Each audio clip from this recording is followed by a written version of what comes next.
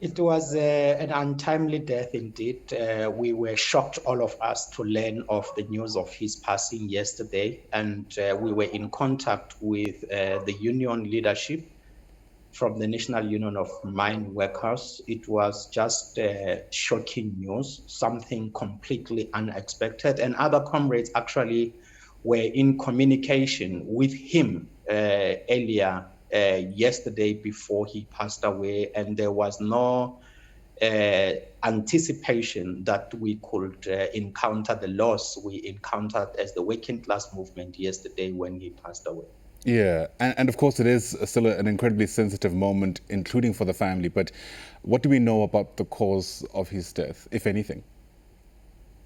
We were in contact with the National Union of Mineworkers yesterday, and there are procedures that we all had to abide by together with the union, taking our cue from the union. In terms of the statements we released yesterday, details will be communicated after approval and interaction with the family, step by step, up to the details, including burial arrangements. Fair enough. Of course, in the backdrop, he's been remembered for the work that he's been able to do, given literally the decades he spent, advocating for workers' rights. How are you remembering him today? When Sipunzi was first elected as the General Secretary of the National Union of Mineworkers in 2015, it was several years just after the breakout of the global economic crisis in the United States.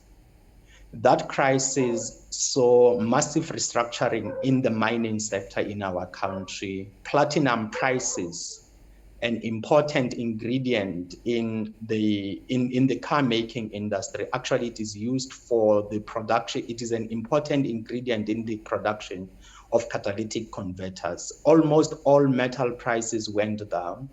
Mining bosses used retrenchments to restructure their operations, cutting the workforce. When you look at the mining workforce, it has significantly declined because of the retrenchments that occurred then.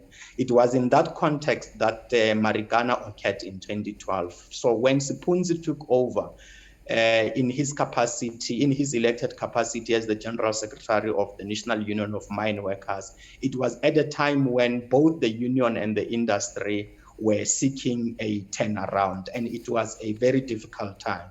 You would know that that was also the height of the state capture agenda, in terms of which Eskom was looted massively, and Sipunzi had to lead the NUM in dealing with the road at Eskom. In the construction industry, there was also, sorry, my apologies for that. There was also a severe decline as a result of the impact of that crisis.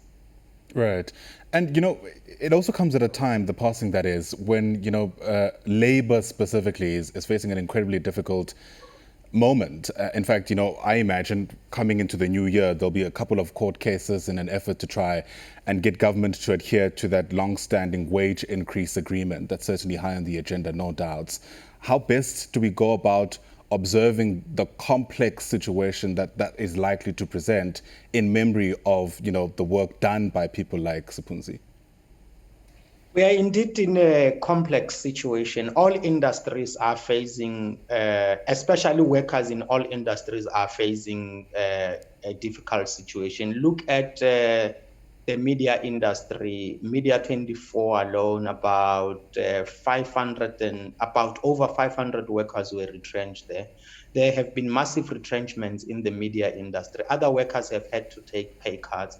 In government, the labor unions in the public service and administration are still fighting for the enforcement of Resolution 1 2018, in terms of which they have not received their wage increases. As we speak right now, you have nurses and doctors and other healthcare workers leading us in the front line to combat COVID-19, but those people have not received their wage increases. So their morale is actually demoralized as they are saving the nation under these difficult circumstances. So in industry, we have seen massive retrenchments in the mining sector, as I have said. In the metal industry, we have seen massive deindustrialization. Labor is actually facing enormous challenges that we all need to unite unified as the labor movement, as the working class movement. It is only through unity that we can begin to make significant steps moving forward. And we have to engage in the public sector with government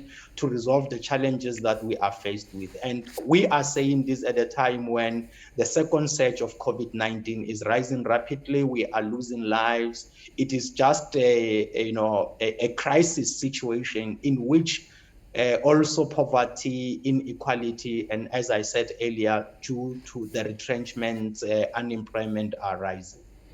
Absolutely. A difficult time is just one way of putting it. Let me thank you for your time here on Newsfeed AM. Sincerely appreciate your reflections on this devastating news, the passing of David Sipunzi, who's the General Secretary of the NUM. Shocking news coming in just about 24 hours ago, in fact. Sadly, the circumstances surrounding his passing are still unclear.